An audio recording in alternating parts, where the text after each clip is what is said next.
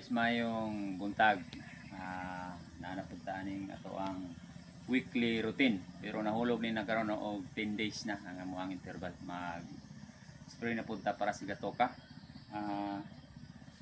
Ang gamit nato karon is kaning liquid form chlorothalonil kay Gurga nga brand na day kauban nato nga ato ang i-mention karon. Sir Albert Padayhag, maayong buntag sir. Nag-message ka sir with regard sa imuhang sigatoka control nga lisod yun imo i-control, even nag 7 days interval na ka using Mancozeb. Actually sir, we have the same usage, no? Tagalog na to sir, kinaaday po may isa tayong viewer na Tagalog, tapos he is requesting to have Tagalog kasi hindi niya maintindihan yung Bisaya. So mag-Tagalog ta karon gamay, no? Sagulan mo na to gamay English, kaya di man ta kay dito Tagalog. So ganito yan sir. We have the same chemical use in Sigatoka control, but might be we have different system in application and sa mixing. So dito tayo mag-una sa mixing. Ilang liter ba ang ina-apply mo or minimix mo sa isang drum for good for 1 hectare? Any kind of brand, any brand, as long as the EI is chlorothalonil, the general recommendation for this chemical is 1.5 to 2.5 liters per hectare. So for me, dito sa farm namin, we're using 2 liters for now.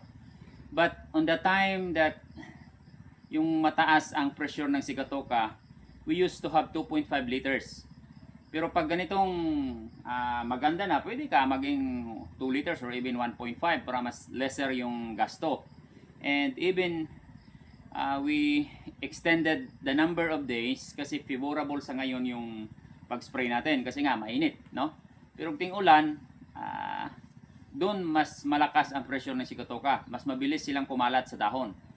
But today, nowadays, from the month of March, maybe up to the end of May, we will adapt the 10 days interval using at least 2 liters per hectare, 2 liters of Daconil. So, diyan tayo magkatalo sir sa mixing and how we able to mix the solution and to apply. So, ingnan ni sir ang pag-mix namo, no?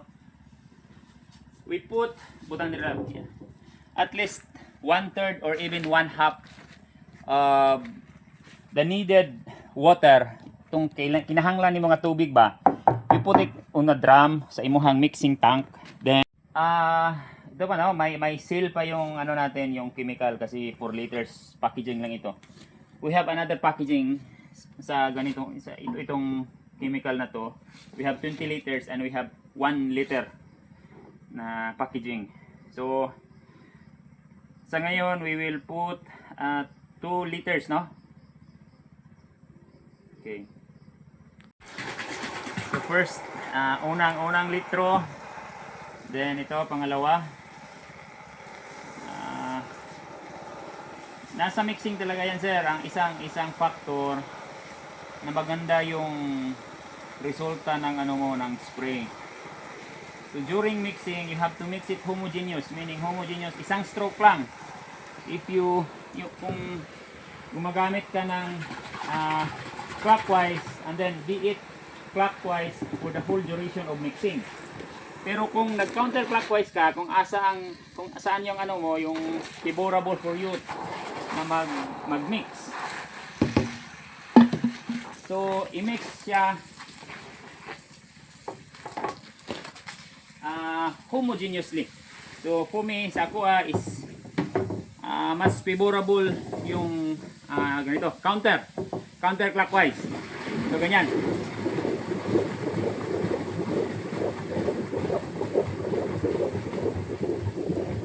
In big companies, they have this, yung malalaking mixing tank nila, mechanized mixing tank using electric motor. So, ang mixing nila doon is lalo na dito no sa liquid form ng fungicide, at least nasa mga 10 minutes ang mixing yan para maging maganda talaga yung pagka-mix ng water at saka ng chemical. So yung sa amin, wala naman tayong yung mechanized mixing. At least more than the 10 minutes na mixing yung gagawin namin. So that's why habang nasa kalahati pa or even 1/3 yung tubig, you have to put already the chemical para habang nagfi-fill in ka ng tubig, nagmi-mix ka din para maganda talaga yung mixing. So dito sa amin sir, hindi kami gumagamit ng foliar fertilizer. Yung fertilization program namin is fully nasa sa ground application. So lang, from yung fungicide, we will mix insecticide para sa control ng aphids, no? Yung mga insektong carrier ng Bansitap virus. So this is gold rush. Actually, gold rush is yung general recommendation niya is 250 to 750 ml per hectare. So this is almost 1 hectare. So we will put this 500 ml yung para sa amin. So iubos namin ito. Good for 1 hectare 500 ml. So nandun na sa at least nasa mga more than sa kalahati yung niya recommendation.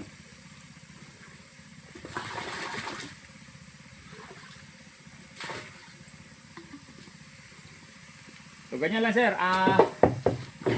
Mix na naman and then you have to fill in again water, no? Mag-fill in na naman tayo ng tubig.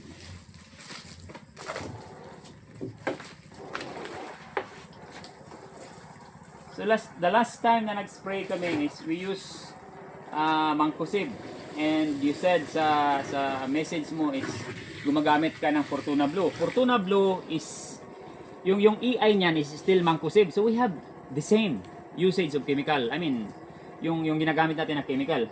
So I doubt na doon tayo hindi magkapareha sa mixing and also the application. Sir, papakita din namin yung gamit namin na engine and yung nozzle para makita nyo yung how far aabutin ng natin ng pag-apply yung buga ng nozzle natin. So we use this engine driven na knapsack sprayer, no?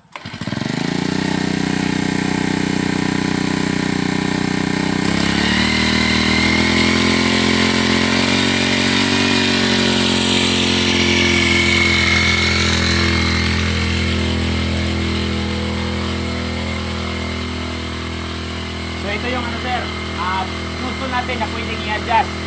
So pag wala kang makitang ganito dyan sa inyo, just message us kasi may tayo nito, may nag-expire tayo. So ganyan.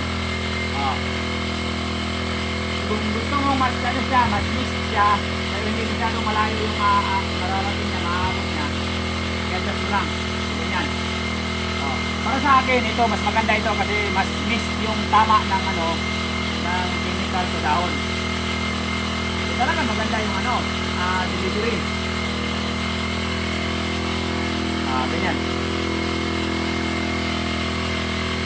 So itong nozzle na to, ito siya. Hanggang dito yung yung tip ng canopy ng saging, ng dahon. So itong portion na to, talagang andun ito sa taas. Ganyan. So mas maganda yung niya, yung delivery, yung tama ng chemical sa dahon. Kinakailangan talaga yung magandang mixing, and then yung rate ng yung chemical use per hectare. Yung Fortuna Blue, pwede mo yung i-continue mo lang ng gamit, but you have to apply at least 2 kilograms per cycle, per application, per hectare.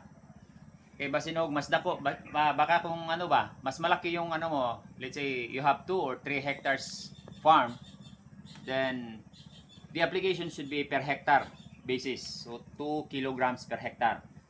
Yung ano naman, mangkusib mo na yung dakonil, you have to use also 2 liters or even at 2.5 kasi pag sinabi mo na grabe pa rin yung pressure ng Sigatoka. So una sir, before you have to spray, dapat updated yung ano mo, yung de-leafing. I-delete mo lahat ng infected para mas maliit yung ano, mas mababa ang yung presence ng fungus doon sa dahon kasi yung about to die na dahon, yung fungus noon pupunta talaga yun doon sa mga dahon na green pa, yung green tissue man yung kinakain nila. So mas mabuti yung ipaano mo siya, i-down mo siya, tatanggalin mo siya kasi sa ngayon na mainit ang panahon, hindi masyadong yung humidity mainit, then walang masyadong ano, yung evaporation ng tubig kasi wala namang tubig doon sa ano natin, sa area natin kasi mainit nga. So mas mababa yung chance na makakabalik yung fungus doon sa taas. Then you have to spray, so protected na yung dahon mo na remaining doon sa taas. So, mas maganda yung resulta niyan. Then yung ano din, i-apply yung application ng ano, fertilizer, dapat updated 'yon. Yung ano mo, yung foliar fertilizer, wala naman problema. As long as you apply early in the morning, yung open pa yung stomata ng dahon. Much better to start yung ano pa, madaling araw. Then you have to end up maximum of 8 at 8 AM para hindi pa masyadong mainit. At least open pa yung stomata ng dahon. So yun lang sir, at least ito pag sinunod nyo yung mga suggestion namin, may chances talaga na makakatulong yan sa inyo. So yun lang, magandang umaga ulit.